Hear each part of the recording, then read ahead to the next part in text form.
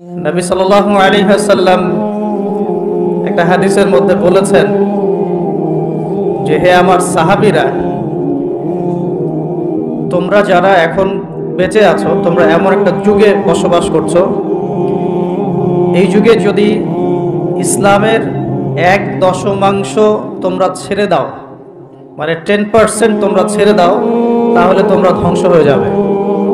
1400 বছর আগে নবী সাল্লাল্লাহু আলাইহি ওয়াসাল্লাম সাহাবীদেরকে এই কথা বলেছেন। কিন্তু হে আমার সাহাবীরা, তোমাদের পরে এমন একটা যুগ আসছে যে যুগ এত ফিতনাময় হবে যে ওই যুগে ঈমান ধরে রাখাটা হাতের মধ্যে জ্বলন্ত আগুন ধরে রাখার মতো হবে, এত কঠিন হবে। ইউসবিহুর রাজুলু মুমিনান ওয়া ইউমসি কাফিরান। ওই যুগে একজন মানুষ সকাল করবে মুমিন অবস্থায়, সন্ধ্যা করবে কাফের অবস্থায়। ওয়া ইউমসি মুমিনান ওয়া ইউসবিহু কাফিরান। সন্ধ্যা করবে মুমিন অবস্থায়, সকাল করবে কাফের অবস্থায়। ইয়াবিউর রাজুলু দীনাহু লিআরদিদ দুনিয়া। দুনিয়ার সামান্য স্বার্থের বিনিময়ে মানুষ তার দিনকে বিক্রি করে দিবে। এমন ফিতনাময় যুগ তোমাদের পরে আসছে। তো ওই যুগে আমার উম্মতের মধ্যে যারা বেঁচে থাকবে তারা যদি ইসলামের 1/10 মানে 10% ধরে রাখতে পারে, তারা জান্নাতে যাবে ইনশাআল্লাহ। কোনো সন্দেহ আছে যে আমরা সেই যুগে বাস করছি? এখনো সন্দেহ আছে? নবী সাল্লাল্লাহু আলাইহি ওয়াসাল্লাম 1450 বছর আগে বলেছিলেন, আজকে থেকে নিয়ে প্রায় 1450 বছর আগে নবীজি বলেছিলেন যে আমার আর কিয়ামতের মাঝখানে এতটুকু দূরত্ব বাকি আছে। এভাবে তিনি হাতটা উঁচু করেছেন, দেখিয়েছেন আমার এই দুই আঙ্গুলের মাঝখানে যতটুকু ডিস্টেন্স বা দূরত্ব, আমি এবং কিয়ামতের মাঝখানে এতটুকু দূরত্ব। নবী সাল্লাল্লাহু আলাইহি ওয়াসাল্লাম নবী হয়েছেন মানেই কিয়ামতের আলামত শুরু হয়ে গেছে। সর্বশেষ আসমানি কিতাব কোরআন নাজিল হয়ে গেছে, তার মানে এর পরের সময়গুলো হচ্ছে কিয়ামতের নিকটবর্তী সময়। নবী সাল্লাল্লাহু আলাইহি ওয়াসাল্লাম বলছেন এই উম্মতের আর কিয়ামতের মাঝখানের সময়ের দূরত্ব হচ্ছে আসর থেকে মাগরিবের ওয়াক্তের মতো। বলে তো কোন নামাজের ওয়াক্তটা খুব ছোট হয়? ফজর থেকে জোহর, জোহর থেকে আসর, না আসর থেকে মাগরিব? সবচেয়ে ক্ষুদ্র নামাজের ওয়াক্ত কিন্তু আসর থেকে মাগরিব। তো সেই সময় এত ক্ষুদ্র হয়, দেখা যায় আমরা নামাজ পড়ে যদি একটু কোরআন তেলাওয়াত করতে বসি, দেখবেন মাগরিবের নামাজ আজান দিয়ে দিয়েছে। এমন না? বিষয়টা এমন। আর নবীজি বলছেন আমার উম্মত আর কিয়ামতের মাঝখানের ডিস্টেন্সটা এতটুকু, মনে হবে যেন আসর থেকে মাগরিবের ওয়াক্ত। আর এই কথাটা উনি বলেছেন 1400 বছর আগে। কত বছর ভাই? এখন 1450 বছর পরে কারো যদি বুঝতে বাকি থাকে সময় খুব কাছাকাছি, আমরা বলতে পারি, বলতে বাধ্য হব যে সেই ব্যক্তির হৃদয়ের চোখটা অন্ধ। সে ব্যক্তির কি হৃদয়ের চোখটা কি অন্ধ? ওর বাহ্যিক চোখ খোলা ঠিকই, বাহিরের চোখে সব দেখে ঠিকই, কিন্তু ভিতরের চোখটা অন্ধ। আল্লাহ রাব্বুল আলামিন জাহান্নামীদের বৈশিষ্ট্য সম্পর্কে একটা আয়াতে বলেছেন, সূরা আরাফের মধ্যে 179 নম্বর আয়াতে আল্লাহ পাক বলছেন ওয়ালাকাদ যারানা লিজাহান্নামা কাসীরাম মিনাল জিন্নি ওয়াল ইনস। আমি প্রচুর জিন আর মানুষকে দিয়ে জাহান্নাম পরিপূর্ণ করব, বলি নাউযুবিল্লাহ। আমি প্রচুর জিন আর মানুষকে দিয়ে জাহান্নাম পরিপূর্ণ করব, অথচ এই জিন আর মানুষকে আমি সৃষ্টি করেছিলাম আমার ইবাদত করার জন্য। যেমন সূরা জারিয়াতের 56 নম্বর আয়াতে আল্লাহ পাক বলেছেন ওয়ামা খালাকতুল জিন্না ওয়াল ইনসা ইল্লা লিয়াবুদুন। আমি জিন আর মানুষকে শুধু আমার ইবাদত করার জন্য সৃষ্টি করেছি। যাদেরকে আল্লাহ পাক শুধু তার ইবাদত করার জন্যই সৃষ্টি করেছেন, সেই জিন আর মানুষদের মধ্যে বহু জিন আর মানুষ জাহান্নামে যাবে। কুদিয়াল আমর, এটা লিখিত হয়ে গেছে। কেন যাবে? আল্লাহ সূরা আরাফ 179 নম্বর আয়াতে নিজেই বলছেন কারণগুলো হচ্ছে লাহুম কুলুবুন লা ইয়াফকাহুনা বিহা। জাহান্নামে যাওয়ার কারণ হচ্ছে তাদেরকে কলব দিয়েছিলাম, উপলব্ধি করতো না। তাহলে বুঝলাম হৃদয়ে কলব, বিবেক আল্লাহ যাদেরকে দিয়েছেন তারপরে উপলব্ধি করতে পারে না, এটা জাহান্নামীদের বৈশিষ্ট্য। আর ওয়ালাহুম আযানুন লা ইয়াসমাউনা বিহা, তাদেরকে আমি কান দিয়েছিলাম, এই কান দিয়ে তারা শুনতো না। একটু লক্ষ্য করে দেখি, আমরা কিন্তু বাইরের কান দিয়ে সবাই শুনতে পারি, তাহলে এটা কোন কান যে কান দিয়ে সে শুনতো না? আমরা তো বাহিরের কান দিয়ে সবাই শুনি, তাহলে আল্লাহ যে বলছেন কান আছে কিন্তু শোনে না, তাহলে কোন কান দিয়ে শুনি না বলেন? হৃদয়ের কান দিয়ে। তার মানে আমাদের দুইটা চোখ, দুইটা কান। আল্লাহ পাক আবার বলছেন ওয়ালাহুম আ'য়ুনুন লা ইউবসিরুনা বিহা, আমি তাদেরকে চোখ দিয়েছিলাম, চোখ দিয়ে দেখে নাই, বাহ্যিক চোখে আমরা সবাই দেখছি, তাহলে কোন চোখ অন্ধ? আল্লাহ পাক কোন চোখ অন্ধের কথা বলছে? আবু জেহেল এবং উমর রাদিয়াল্লাহু আনহু, এই দুই ব্যক্তি নবী সাল্লাল্লাহু আলাইহি ওয়াসাল্লামের দোয়ার দ্বার প্রান্তে ছিলেন।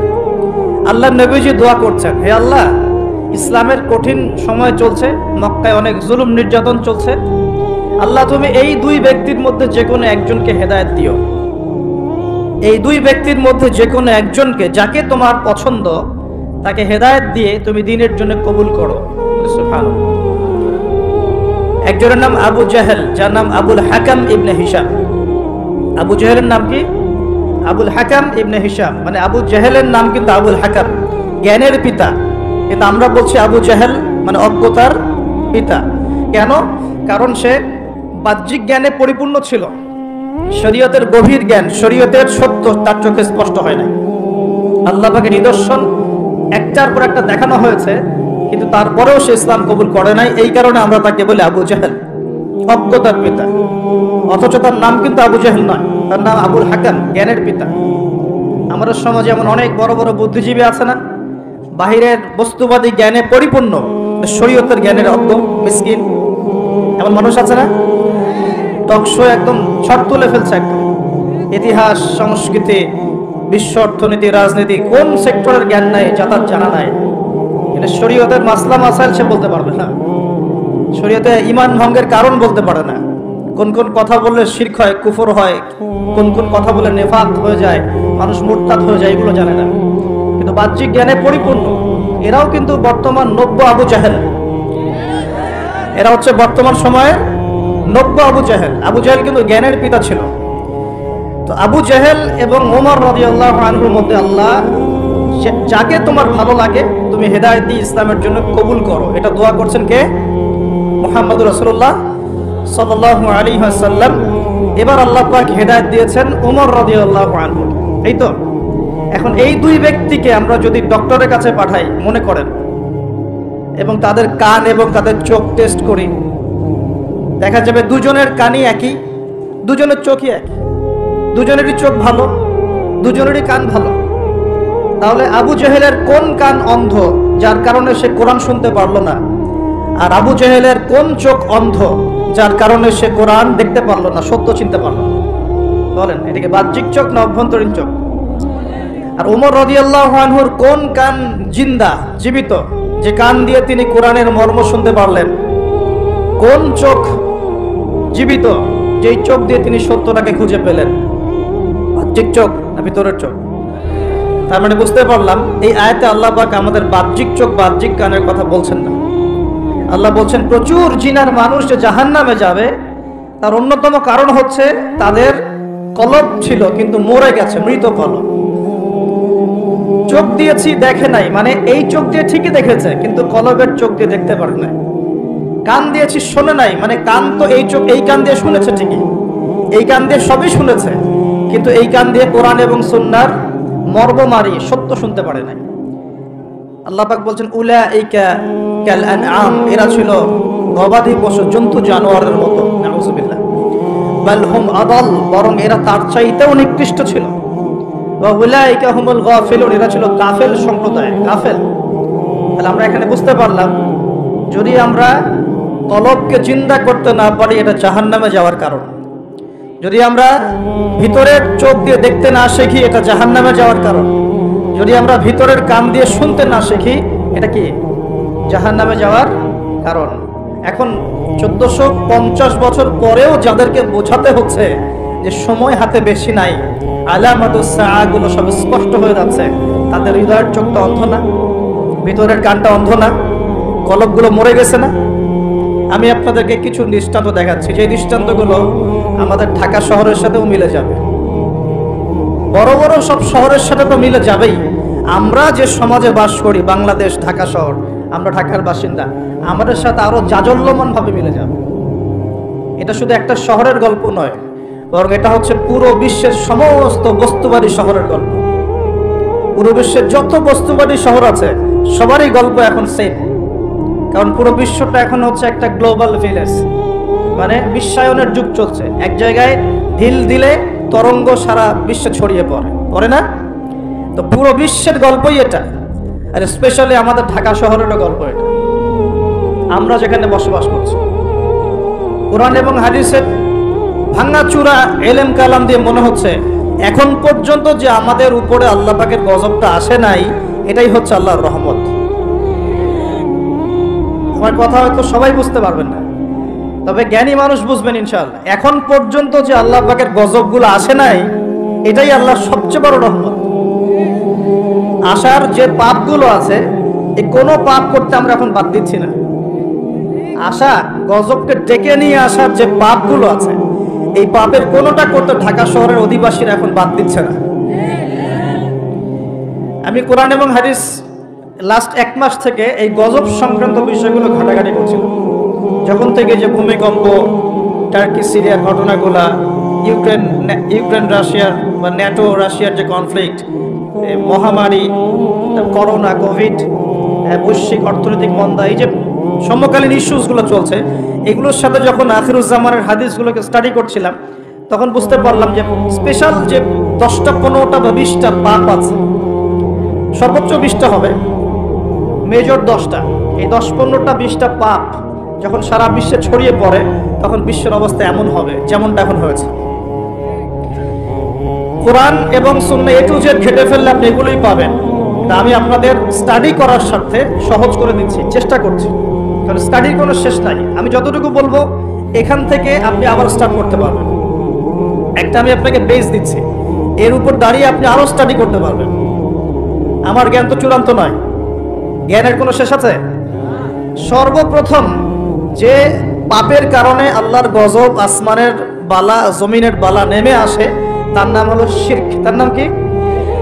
এখন পুরো বিশ্বের বড় বড় যে বস্তুবাদী শহরগুলো আছে, সবগুলোর বেশিরভাগই শিরকে নিমজ্জিত আছে।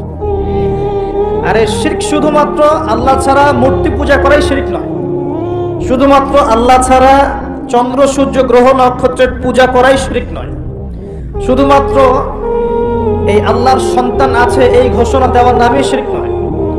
আমরা আমাদের শহরগুলোর মধ্যে আল্লাহ পাকের হালালকে হারাম করে নিয়েছি, হারামকে হালাল করে নিয়েছি, এটাও একটা শিরক, এটা একটা কুফর। আর এই শিরকের মধ্যে আমাদের পুরো ঢাকা শহর ডুবে গেছে। আমরা আল্লাহ পাকের হালালকে হারাম করে নিচ্ছি, আল্লাহর হালালগুলো হারাম করছি, হারামগুলো হালাল করছি।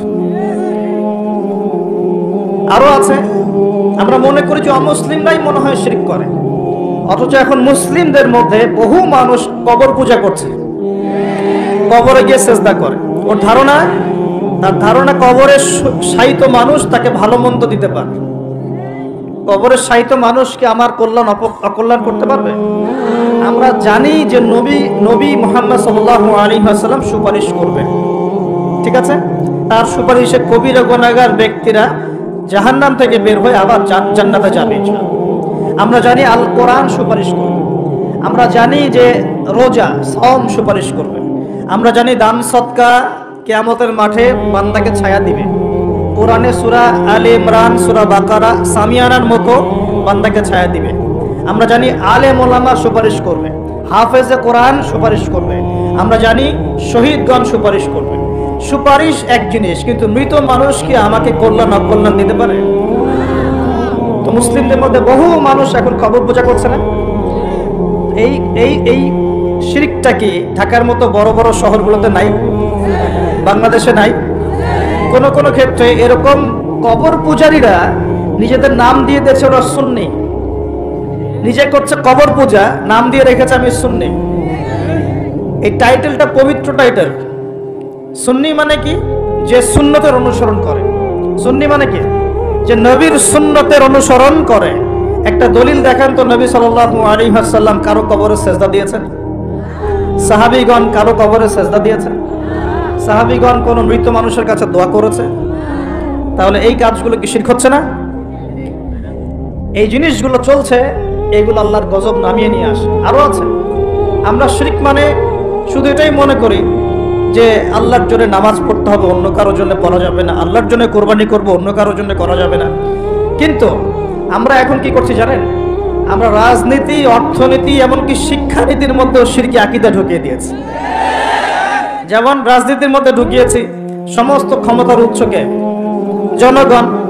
এটা আমাদের একটা পলিটিক্যাল কনসেপ্ট, তাই না? আল্লাহ পাক বলছেন তাবারাকাল্লাযী বিয়াদিহিল মুলক, তাবারাকাল্লাযী বিয়াদিহিল মুলক, সূরা মুলকের 1 নম্বর আয়াত। এবং এই সূরা মুলক আল্লাহ পাক আপনাকে রাতের বেলা পড়তে বলেছেন। রাতের বেলা পড়লে আপনি কবরের আযাব থেকে বেঁচে থাকবেন ইনশাআল্লাহ। কেন বেঁচে থাকবেন? কারণ এখানে আল্লাহ পাকের একনিষ্ঠ তাওহীদের বর্ণনা দেয়া আছে, যা আপনাকে কবরের আযাব থেকে কে বাঁচাবে? আল্লাহ। তাওহীদ, আল্লাহ বাঁচাবেন ইনশাআল্লাহ।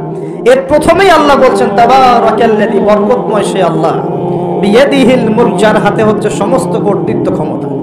ক্ষমতার মালিক কে? আল্লাহ পাক সূরা আলী ইমরানে বলছেন কুলিল্লাহুম্মা মালিকাল মুলক, হে আল্লাহ বলো, আল্লাহ, হে আল্লাহ তুমি হচ্ছ রাজত্বের মালিক। রাজত্বের মালিক কে? তুতিল মুলকা মান তাশা, তিনি যাকে ইচ্ছা রাজত্ব দেন।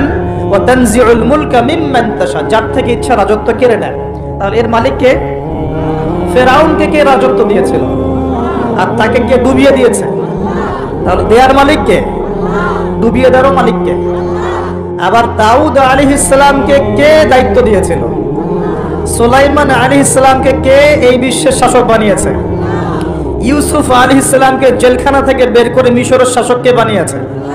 মুহাম্মদ সাল্লাল্লাহু আলাইহি ওয়াসাল্লামকে মক্কা থেকে শূন্য হাতে মদিনায় নিয়ে গিয়ে মদিনার শাসক কে বানিয়েছে? তো এটা দেয়ার মালিক কে? আল্লাহর মনোনীত বান্দাগণ যখন দায়িত্ব পেয়েছেন, তারা কি আল্লাহর বিধান বাদ দিয়ে অন্যের বিধান দিয়ে দাসত্ব করেছে?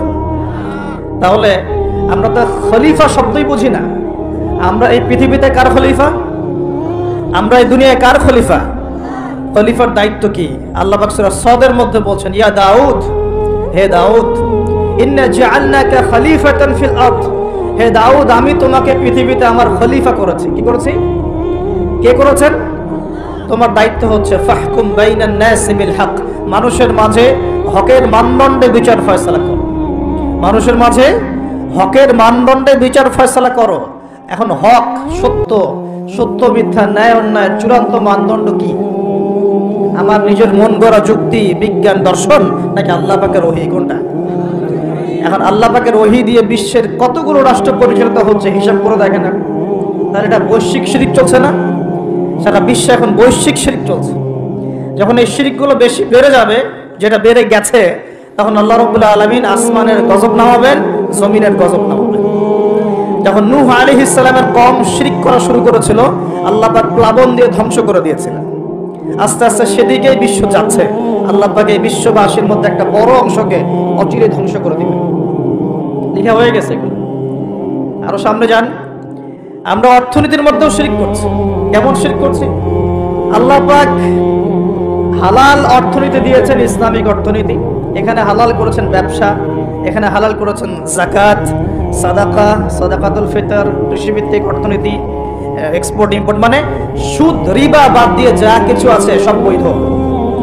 রিবা, ঘুষ, দুর্নীতি, প্রতারণা বাদ দিয়ে যা কিছু আছে সবই বৈধ। আল্লাহ পাক বৈধ করেছেন। পুরো বিশ্বের ব্যাংকিং সিস্টেম চলছে সুদের মধ্য দিয়ে। পুরো বিশ্বের, শুধু একটা কান্ট্রিকে মার্ক করা যাবে না, একটা কান্ট্রিকে দোষ দেওয়া যাবে না। পুরো বিশ্বের অর্থনৈতিক মোড়ল যারা আছে, এরা সারা বিশ্বকে সুদভিত্তিক অর্থনীতির শিকল দিয়ে বেঁধে ফেলেছে। এখান থেকে কেউ বের হতে পারছে না। এখন সারা বিশ্বে আল্লাহর দেওয়া অর্থনীতি বাদ দিয়ে মানুষের অর্থনীতি চলছে না। এটা শিরক না কুফর? নাকি তাওহীদ সুন্নাত? কোনটা? এটা শিরক কুফর না? যখন আল্লাহ পাকের হালালকে আপনি হারাম করে নেবেন, আল্লাহর হারামকে হালাল করে নেবেন, জেনে রাখবেন যেটা একটা শিরকি আকীদা, একটা কুফরি আকীদা। এটা কাজ করা হচ্ছে। আর যখন একটা এলাকার মানুষ শিরক আর কুফরে থাকবে, আল্লাহর কি বরকত নেমে আসবে না আযাব নেমে আসবে? এজন্যই তো আযাব আসছে। আমরা তো আযাব দেখে বস্তুবাদী সমাধান খুঁজি। কি সমাধান? ভূমিকম্প আসছে, অতএব এখন ভালো ভালো সিমেন্ট দিয়ে বাড়ি বানাও শক্ত করে, যাতে ভূমিকম্পে না নড়ে। আমরা বস্তুবাদী সলিউশন খুঁজি আর কি।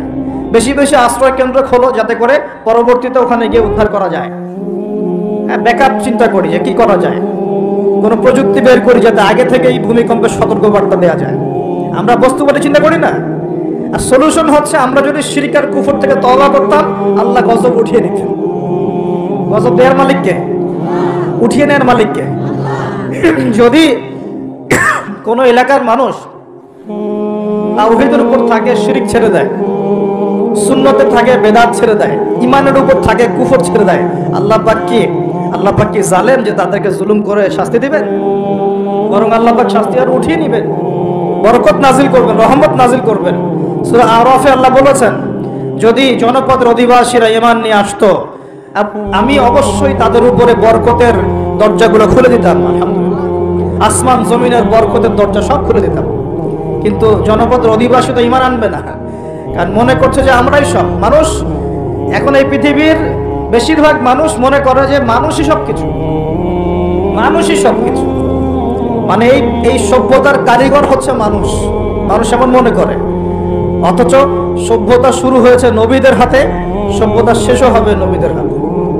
সভ্যতা শুরু হয়েছে কোন নবীর হাতে বলেন? এই পৃথিবীতে সর্বপ্রথম কৃষি কাজ করেছেন কোন নবী জানেন? আদম আলাইহিস সালাম। আর এমন কোন নবী নাই আল্লাহ পাকের যে নবী কৃষিকাজ এবং পশুপালন করেন নাই। এমন কোন নবী নাই যিনি কৃষিকাজ পশুপালন করেন নাই। এটা নবীদের সুন্নত। কারণ নবীদেরকে মানুষকে সঠিক পথে আনতে হয়। যখন আপনি পশুপালন করবেন, কৃষিকাজ করবেন, তখন কিন্তু আপনার মধ্যে একটা ধৈর্য বাড়বে, মানুষকে নেতৃত্ব দেওয়ার একটা ক্ষমতা তৈরি হবে। তো মুসা আলাইহিস সালামকে আল্লাহ পাক 10 বছর ওই কৃষিকাজ করিয়েছেন, ফার্মে কাজ করিয়েছেন। শুআয়ব আলাইহিস সালামের ফার্মে তিনি 10 বছর কাজ করেছেন। কারণ বনু ইসরায়েলের মতো একটা ছিন্ন ভিন্ন জাতিকে তাকে নেতৃত্ব দিতে হতো। আল্লাহ পাক আগে তাকে তৈরি করেছেন। আল্লাহ বলেছেন, ওয়াসতানা'তুকা লিনাফসি, আমি নিজের জন্য তোমাকে তৈরি করেছি আগে। তো এই যে কৃষিকাজকে খারাপ মনে করবেন না। এগুলো যারা করেন মনো কষ্টে ভুগবেন না যে আপনি দরিদ্র, আপনার মান সম্মান কম, এমন নয়। আপনি বরং সম্মানিত মানুষ, কারণ আপনি নবীদের সুন্নতের পেশায় আছেন, মাশাআল্লাহ। তো যেটা বলছিলাম, যখন শিরক আর কুফর বাড়তে থাকে একটা জনপদের মধ্যে, তখন আল্লাহর আযাব গজব নামতে থাকে। এই সমস্যাগুলো আমাদের শহরে নাই? শিরক আর কুফরে ভর্তি হচ্ছে না দিন দিন? আমাদের শহরে পেপার পত্রিকা খুললেই দেখা যায় রাশিফল। কি রাশিফল? তুমি সিংহ রাশি, তোমার দিনটা কেমন যাবে। তুমি কন্যা রাশি, তোমার দিনটা কেমন যাবে। আর প্রায় মিডিয়াগুলো এগুলো প্রচার করে না? এই সব মুশরিক মিডিয়া, এগুলো সবই মুশরিক। কিরকম করে বুঝলাম মুশরিক? একটা ভূমিকম্প যদি হয়, বলবে না যে আল্লাহর কাছে মানুষ কত অসহায়, এরকম শিরোনাম দিয়ে সংবাদ করবে না। কি করবে? প্রকৃতির কাছে মানুষ কতই না অসহায়।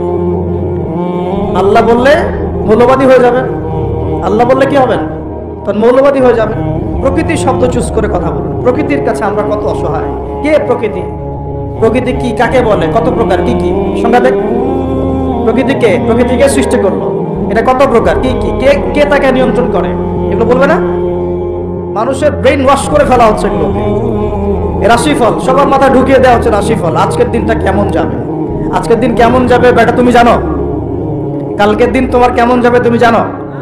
মানুষের জ্ঞান তো এতই ক্ষুদ্র যে মানুষ এটাই জানে না আগামীকাল তার সাথে কি হবে। মানুষের জ্ঞান কত ক্ষুদ্র একটু দেখেন। আপনার নিজের সাথে আগামীকাল কি হবে আপনি তাই জানেন না। এই গ্যারান্টি দিতে পারবে সে তার সাথে আগামীকাল কি হবে? যে মানুষ এটাই জানে না যে তার সামনে আগামীকাল কি হবে, সেই মহাবিশ্বের রব আল্লাহর জ্ঞানকে পরিব্যাপ্ত করতে পারবে নাকি আল্লাহ পাকের জ্ঞানের সামনে তার জ্ঞান নিতান্তই ক্ষুদ্র? আর আমরা এখন আমাদের এই ক্ষুদ্র জ্ঞান নিয়ে মহাবিশ্বের স্রষ্টা আল্লাহর জ্ঞানকে পেনিট্রেট করতে যাচ্ছি, আল্লাহর বিধানকে চ্যালেঞ্জ করছি, আল্লাহর বিধান কোরআন সুন্নাহর বিরুদ্ধে চ্যালেঞ্জ করছি, বিভিন্ন কলাম লিখছি, বই লিখছি, বক্তব্য লিখছি না? তাহলে আমরা কি আল্লাহ পাকের সাথে আল্লাহ দ্রোহিতা করছি না? আমি আল্লাহ রহমত নেমে আসবে না আযাব আসবে? ভালো করে মাথায় বোঝেন লেকচারগুলো, তারপরে আসেন। এই রাশিফল কি শিরক না কুফর না ঈমান, কোনটা? এগুলো শিরক না? ঢাকা শহরের অলি গলিতে এখন দেখা যায় আংটি বিক্রেতা বিভিন্ন আংটি বিক্রি করছে এবং তাকে রোগ ভালো হওয়ার গ্যারান্টি প্রদান করছে। এভাবে রোগ ভালো হয়? আংটি পরেছেন, যদি ওর উপর বিশ্বাস স্থাপন হয় যে এই আমার রোগ ভালো করবে, তাহলে শিরক হবে না ঈমান থাকবে না চলে যাবে? কি হবে? কল্যাণ অকল্যাণের মালিককে, রোগ দেওয়া ভালো করার মালিককে। এখন বলতে পারেন তাহলে কি চিকিৎসা করব না? অবশ্যই চিকিৎসা করবেন। কেন চিকিৎসা করবেন? কারণ আমাদের নবীজি বলেছেন আল্লাহ এমন কোন রোগ নাজিল করেন নাই যার শেফাও নাজিল করেন নাই। আল্লাহ পাক এমন কোন রোগ নাজিল করেন নাই যার চিকিৎসা আল্লাহ নাজিল করেন নাই। মানে প্রতিটা রোগেরই চিকিৎসা আছে, অতএব চিকিৎসা করবেন। কিন্তু একটা জড় বস্তু আপনার রোগ ভালো করতে পারবে? কেউ কেউ টিয়া পাখি নিয়ে রাস্তায় ঘাটে বসে আছে ঢাকা শহরে, এগুলো চলতে ফিরতে দেখতে পারবেন না। একটু ফিলোসফার হন, চোখ দিয়ে দেখেন। ফিলোসফি খারাপ জিনিস না, ফিলোসফি মানে দর্শন, আপনাকে ভেতর থেকে দেখতে শেখাবে। আর ভেতর থেকে দেখতে না পারলে বাহ্যিক চোখ দিয়ে দেখলে সবকিছু বুঝতে পারবেন না। আল্লাহ পাক আমাদের সবাই হৃদয়ের চোখটা খুলে দিন, বলি আমিন। রাস্তাঘাটে বসে আছে, টিয়া পাখি দিয়ে ভাগ্য পরীক্ষা করছে। তো এখন এই টিয়া পাখি দিয়ে ও যদি ভাগ্য পরীক্ষা করতে পারে, তাহলে ওর আজকে প্রধানমন্ত্রী হওয়ার কথা না? ও রাস্তার ধারে বসে আছে কেন? ও নিজে রাস্তার ধারে বসে আছে কেন বলেন? আমাদের ঢাকা শহরে একটা জিনিস বাড়ছে দিন দিন, এই জাদুবিদ্যার চর্চা বাড়ছে। দেখলাম কিরকম করে বুঝলাম যে জিনের রোগী বাড়ছে দিন দিন, জিনগ্রস্ত রোগী। জিনগ্রস্ত রোগী এটা আবার কি? এটা তো আবার অনেকে বিশ্বাসই করবে না, জিন বলতে কিছু আছে। আমরা বিশ্বাস করি যে মানব জাতির পাশাপাশি এই পৃথিবীতে জিন জাতীয় আছে। মানুষের মাঝে যেমন ভালো মন্দ মানুষ আছে, জিনের মধ্যেও ভালো মন্দ জিন আছে। জিনের মধ্যে কি আছে ভাই? ভালো মন্দ জিন আছে। এক শ্রেণীর জিন আছে আল্লাহর অনুগত, এক শ্রেণীর জিন আছে উদ্ধত। উদ্ধত জিনগুলো মানুষের ক্ষতি করে, এবং যখন মানুষ আল্লাহর বিধান মানে না, পাক পবিত্র থাকে না, জিকির আজগার করে না, দোয়া কালাম করে না, হ্যাঁ, কোরআন তেলাওয়াত ছেড়ে দেয়, তখন জিন মানুষকে ধরে। কোনো কোনো সময়ে বিভিন্ন স্বার্থ উদ্ধারের জন্য মানুষ কবিরাজ, গণক, জাদুকরের কাছে যায়, গিয়ে তাবিজ কবজ করে না? তাবিজ করায়, বান মারে, জাদুটোনা করে না? এতে করে সম্পর্কের মধ্যে বিচ্ছেদ ঘটায়। হ্যাঁ, অনেকে আবার প্রেমিকাকে পাওয়ার জন্য বশ করছে, তাবিজ করছে। হ্যাঁ, চাকরিতে ভালো চাকরি হয় না, চাকরির জন্য তাবিজ করছে। তারপর অনেকের ব্যবসা উন্নতি হচ্ছে, হিংসা লাগে, ওর বিরুদ্ধে কাজ করছে। এই যে সমস্যাটা ইদানিং শহরের মধ্যে বাড়ছে। এটা কিন্তু সেহর বা জাদু, কুফরি। কেউ যদি এই কাজে লিপ্ত হয়, সে ঈমান হারিয়ে ফেলবে, ইসলাম থেকে নাম কাটা পড়ে যাবে। আল্লাহ পাক আমাদের সবাইকে হেফাজত করুন বলি আমি। অনেক শিরক আছে, আমরা এখন শিক্ষার মধ্যেও শিরক করছি। কিরকম? দীর্ঘদিন শুনলাম যে আমরা আল্লাহ পাকের সৃষ্টি, আল্লাহ রাব্বুল আলামিন নিজ হাতে সৃষ্টি করেছেন, এগুলোই সব বইপত্র ছিল। এখন আস্তে আস্তে আস্তে বইপত্রগুলোর মধ্যে চেঞ্জ আনা হচ্ছে। একটা সুদূর প্রসারী লক্ষ্যকে সামনে রেখে একটা প্রজন্ম তৈরি করার চেষ্টা করা হচ্ছে, যে প্রজন্মটা আল্লাহ থেকে দূরে সরে যাবে, রাসূল থেকে দূরে সরে যাবে। আমরা এখন মানুষকে বিবর্তন শেখাই, অথচ আল্লাহ পাক বলেছেন খলাকতু বিয়াদাইয়া ইয়া ইবলিস, হে ইবলিস, মা মানাআকা, তোমাকে কে নিষেধ করলো? মা মানাআকা আল্লা তাসজুদা ইয আমারতুক, তোমাকে কে বারণ করলো আদমকে সিজদা করতে, যাকে আমি সৃষ্টি করেছি? খলাকতু বিয়াদাই, আমি যাকে নিজ হাতে সৃষ্টি করেছি। তাহলে আল্লাহ পাক আমাদেরকে কিভাবে সৃষ্টি করেছেন? নিজ হাতে। এটা সম্মানের না? এটা ভালোবাসার না? আল্লাহ পাক অন্য কোন মাখলুক সৃষ্টির ব্যাপারে বলেন নাই যে আমি অমুক মাখলুকটাকে নিজ হাতে সৃষ্টি করেছি, আসমানকে নিজ হাতে সৃষ্টি করেছি, জমিনকে নিজ হাতে সৃষ্টি করেছি, এমনটা আল্লাহ পাক কোথাও বলেন নাই। আল্লাহ পাক শুধু বলেছেন আদমকে সৃষ্টি করেছি, খলাকতু বিয়াদাই, আমি নিজ হাতে তাকে সৃষ্টি করেছি। সুবহানাল্লাহ। আল্লাহ পাক তাকে সৃষ্টি করে দুনিয়াতে পাঠিয়ে আল্লাহ পাকের খেলাফতের দায়িত্ব দিয়েছেন, যে আদম তুমি দুনিয়ায় যাও, দুনিয়ায় নির্দিষ্ট সময় থাকবে, চিরস্থায়ী হতে পারবে না। আমার বিধান আমি নাজিল করব, সেগুলো যদি মেনে চলো এবং তা প্রতিষ্ঠা করো, তাহলে তুমি জমিনে আমার খেলাফতের দায়িত্ব পালন করলা। জমিনে যে আল্লাহ পাকের বিধান মেনে চলে, আল্লাহর বিধান প্রচার প্রসার ঘটায়, প্রতিষ্ঠার চেষ্টা করে, সেই আল্লাহ পাকের খলিফা।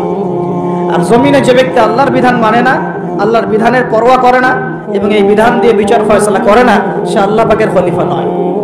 সহজ কথা। সে তখন কার খলিফা?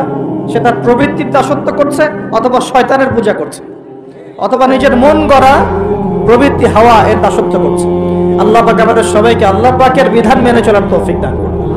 এখন ইবলিসকে আল্লাহ পাক বলছেন কেন তাকে সিজদা করলে না, যাকে আমি নিজ হাতে সৃষ্টি করলাম। তা আমরা বুঝতে পারলাম আল্লাহ পাক আমাদেরকে নিজ হাতে সৃষ্টি করেছেন, আর আমরা এখন বাচ্চাদেরকে শেখাচ্ছি না এই সৃষ্টির তত্ত্ব ভুল, তোমাদেরকে আগে এইভাবে আগে হাঁটতে দাঁড়াতে পারতে না, বাঁকা হয়ে থাকতে, তারপর একটু লম্বা হলে, তারপর আরেকটু লম্বা হলে, তারপর আস্তে আস্তে মানুষ হয়ে গেল। আমরা এগুলো বাচ্চাদেরকে শেখাচ্ছি। কেন শেখাবো? আমার বাচ্চা তো মুসলিম, আমার বাচ্চা তো মুসলিম পরিবারের বাচ্চা, এ কি ইহুদি খ্রিস্টানের সন্তান? ওদের ওই সভ্যতার আল্লাহর সাথে কোনো সম্পর্ক নাই। তাদের সৃষ্টির তত্ত্ব বুঝতে হলে এমন বিবর্তনবাদের দরকার হয়, আমার তো দরকার নাই। কারণ আমি তো মুসলিম পরিবারের সন্তান, আমি তো আল্লাহকে বিশ্বাস করি। আমি তো জানি আল্লাহ পাক আমাকে সৃষ্টি করেছেন নিজ হাতে। আল্লাহ পাক আমাদেরকে সৃষ্টি করেছেন কি? নিজ হাতে, এবং রুহের জগৎ রেখে আমাদের কাছে ওয়াদা নিয়েছেন। এই পৃথিবীতে আসার আগে আরেকটা জগৎ ছিলাম আমরা, তার নাম রুহের জগৎ, আলামে আরওয়াহ। আমরা তো এই পৃথিবীর বাসিন্দা নই, আমরা জান্নাত থেকে এখানে আসছি। সুবহানাল্লাহ। এটা তো আমাদের নোংরা জায়গা, এটা হচ্ছে আমাদের থাকার জন্য নোংরা জায়গা। আমরা তো জান্নাত থেকে এসেছি এখানে। হাই ক্লাস থেকে লো ক্লাসে আসলে মানুষ খুশি হয়? জান্নাত হাই ক্লাস না, দুনিয়া হাই ক্লাস। আমাদের পিতা মাতাকে জান্নাতে রাখা হয়েছিল, সেখান থেকে আমরা এখানে এসেছি। এখান থেকে আসি নাই? আর আত্মাগুলোকে, আমাদের আত্মাগুলোকে রুহের জগতে রাখা হয়েছে। সেখানে সমস্ত আত্মাগুলোকে ডেকে আল্লাহ পাক বলেছেন, আলাস্তু বিরব্বিকুম। আল্লাহ বলছেন কি? আলাস্তু বিরব্বিকুম, আমি কি তোমাদের রব নই? সমস্ত আত্মারা একসাথে বলেছিল, বালা ইয়া রব্বি, অবশ্যই আপনি আমার রব। সুবহানাল্লাহ। আমরা এই সাক্ষ্যটা দিয়ে আসছি। সূরা আরাফ পড়লে আপনি বুঝতে পারবেন, এখানে আছে। আমরা এই সাক্ষ্য দিয়ে পৃথিবীতে আসছি। এখানে এসে ভুলে গেছি, মনে পড়ে না। মনে পড়ে না। এইটা মনে করানোর জন্যই তো আল্লাহ পাক যুগে যুগে নবী রাসূল পাঠিয়েছেন। এটা মনে করিয়ে দেওয়ার জন্যই আল্লাহ পাক আসমানে কিতাব নাজিল করেছেন। তুমি ভুলে যেও না, তুমি ওই জগতে ছিলে, আমাকে সাক্ষী দিয়ে এসেছো। এই দুনিয়ার ফিতনায় আমাকে ভুলে যেও না। নবীগণ এসেছেন, হেদায়েতের বাণী শুনিয়েছেন, আসমানি কিতাব নাজিল হয়েছে, আমরা সেই কিতাব পেয়েছি। এই সিলসিলা চলতে চলতে আদম থেকে নিয়ে মুহাম্মদ সাল্লাল্লাহু আলাইহি ওয়াসাল্লাম পর্যন্ত প্রায় 1,24,000 নবী আল্লাহ পাঠিয়েছেন। তার সর্বশেষ নবীর নাম কি? মুহাম্মদ রাসূলুল্লাহ সাল্লাল্লাহু আলাইহি ওয়াসাল্লাম। এর আগে তাওরাত, জাবুর, ইনজিল সবই আল্লাহর পক্ষ থেকে এসেছিল। মানুষ যখন সেগুলোকে বিকৃত করেছে, আল্লাহ পাক আবার নতুন করে বিধান পাঠিয়েছেন। সর্বশেষ বিধান কোনটা? আল কোরআন, এবং তার ব্যাখ্যা কি আছে? হাদিস। এই কোরআন হাদিস ঘাটাঘাটি করলেই আমরা পেলাম যে একটা জনপদের মানুষ যখন এমন শিরক আর কুফরে নিমজ্জিত থাকে, তখন আল্লাহর পক্ষ থেকে আযাব আসে। এখন আমরা কি সেই পাবে নাই ভাই? আপনার উপরের লেভেলের সিস্টেম থেকে শুরু করে নিয়ে একদম এই শিক্ষাক্ষেত্র বলেন, হাতের আংটি বলেন, চিন্তা চেতনা বলেন, হ্যাঁ, রাস্তাঘাটের ওই যে গণকের কথা বলেন, কবিরাজের কথা বলেন, জাদুবিদ্যার চর্চা বলেন, হ্যাঁ, ওই ভাগ্য গণকের কথাই বলেন, রাশিফলের কথাই বলেন, সব আমরা শিরকের মধ্যে লিপ্ত আছি। এর পাশাপাশি আমরা কবর পূজা করছি, মাজার পূজা করছি, আমরা আল্লাহ ছাড়া অন্য কারোর জন্য জবাই করছি, মানত করছি, কসম করছি, কুরবানি করছি। কোন কোন জায়গায় আমরা আগুনেরও পূজা করছি, আগুনের সামনে দাঁড়িয়ে মাথা নত করছি না? কোন কোন জায়গায়, কিছু বড় বড় জায়গায় পর্যন্ত নীরবতা পালন করা। নীরবতা মানে কি? আমরা নামাজের মধ্যে যখন দাঁড়াই, তখন আল্লাহর উদ্দেশ্যে নীরব হই না? আল্লাহর উদ্দেশ্যে নীরব হয়ে আমি আল্লাহর ধ্যানে মগ্ন হয়ে যাই না? তো এখানে আপনি কার ধ্যান করছেন? যখন আপনি আগুনের সামনে দাঁড়ায় নীরব হয়ে দাঁড়িয়ে আছেন, তখন কার ধ্যান করছেন? এটা শিরক হচ্ছে না? এটা তো আপনি আগুনের ধ্যান করা শুরু করবেন। এখানে তো আপনি আল্লাহকে স্মরণ করছেন না। বুঝতে পারছেন না মনে হয়?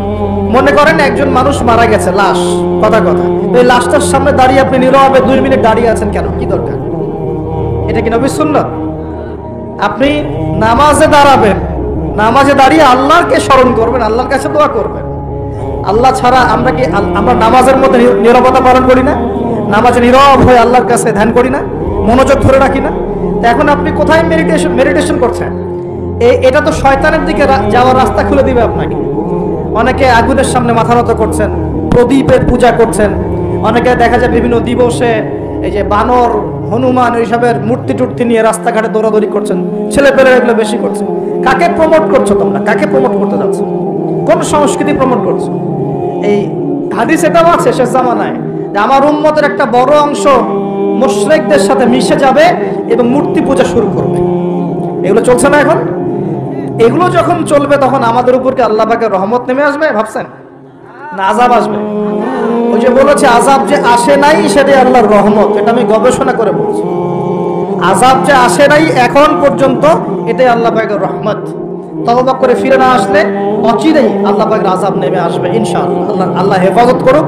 তারপরে আমি মানে আমরা শঙ্কিত যে কখন না নেমে আসে। আল্লাহ রাব্বুল আলামিন আমাদেরকে হেফাজত করে নেবে। এভাবে প্রতিটা ক্ষেত্রে শিরক চলছে, শিরক আর কুফর, শিরক আর কুফর। কোরআন খোলেন, হাদিস পড়েন, দেখবেন আল্লাহ পাক যতগুলো জনপদকে ধ্বংস করেছেন তার প্রধান দুইটা পাপ ছিল শিরক আর কুফর। কুফর, এই যে আমাদের যুব সমাজ এটাই বোঝে না যে নামাজটা ছেড়ে দেওয়াটা কুফরি। নামাজ যে না পড়া, ছেড়ে দেওয়া, ইচ্ছা করে না পড়াটা কুফরি, এটা ওদেরকে কেউ শেখায় নাই। 20 বছর পড়াশোনা করেছে বিশ্ববিদ্যালয়ে, স্কুল কলেজ বিশ্ববিদ্যালয়ে 20 বছর পড়াশোনা করেছে, কেউ কোন স্যার ওদেরকে শেখায় নাই যে নামাজ ছেড়ে দিলে কুফরি হয়। এবং এদের সংখ্যা লক্ষ লক্ষ না, মনে হয় কোটি কোটি হবে যুব সমাজ, যারা 20-25 বছর পড়াশোনা করে নামাজ যে কুফর, নামাজ ছেড়ে দেওয়া যে কুফরি, এটা শিখে নেয়। আর নবীজি বলেছেন মান তারাকা সালাতান মুতাআম্মিদান ফাকাদ কাফারা। যে কোনো মাযহাবের ইমাম সাহেবকে জিজ্ঞাসা করে দেখেন, যে কোনো মাযহাবের আলেমকে জিজ্ঞাসা করে দেখেন, এই হাদিসটা আপনাকে শুনিয়ে দিবে। যে ব্যক্তি ইচ্ছাকৃতভাবে নিজের উপর ফরজ নামাজ ছেড়ে দিল সে কুফরি করলো। কি করলো? তো এই যুব সমাজকে কে শিখাবে যেটা কুফরি? বহু ছেলে পেলে আমি তো দেখেছি ওয়াজ মাহফিল অ্যারেঞ্জ করা হয়েছে, এশার ওয়াক্ত হয়ে গেছে, সবাই নামাজে দাঁড়িয়েছে, অর্ধেকের বেশি নামাজ বাদ দিয়ে দূরে দাঁড়িয়ে হট্টগোল করছে, হই উল্লাহ করছে। এখানে ওয়াজে আসছে বক্তাকে দেখার জন্য, বক্তাকে দেখার জন্য আসছে। নামাজ নাই, ওয়াজ শুনে কি করবা তুমি? নামাজ ইম্পর্টেন্ট না ওয়াজ ইম্পর্টেন্ট? নামাজ না থাকলে ইসলাম থাকে? আমি আজকে একটা হাদিস পড়ে আসছি, আস্তে আস্তে পড়তে আসছিলাম এগুলা, যে ইসলামের শেষ জামানায় ইসলামের যে বিষয়গুলো উঠে যাবে, হ্যাঁ, ইসলামের যে বিষয়গুলো উঠে যাবে তার মধ্যে অন্যতম একটা হচ্ছে আল্লাহ পাকের আইন, আল্লাহ পাকের শাসন। উঠে যায় নাই সারা বিশ্ব থেকে? আস্তে আস্তে আস্তে উঠে গেছে না? আচ্ছা, এরপর বাকি থাকবে নামাজ। এরপর বাকি থাকবে কি? নামাজ। ওই নামাজ হবে সর্বশেষ ইসলামের রুকন, যেটা সর্বশেষে উঠে যাবে, নামাজও উঠে যাবে। এখন দেখেন তো সমাজের কত পার্সেন্ট মানুষ নামাজ পড়ে? কত পার্সেন্ট? একটু হিসাব করবেন, মসজিদে, খালি মসজিদে ফজরের ওয়াক্তে আর এশার ওয়াক্তে যাওয়া আসা করে বুঝতে পারবেন যে নামাজ কত পার্সেন্ট মানুষ পড়ে, 5 ওয়াক্ত নামাজ কত পার্সেন্ট মানুষ পড়ে। তাহলে এই যে নামাজ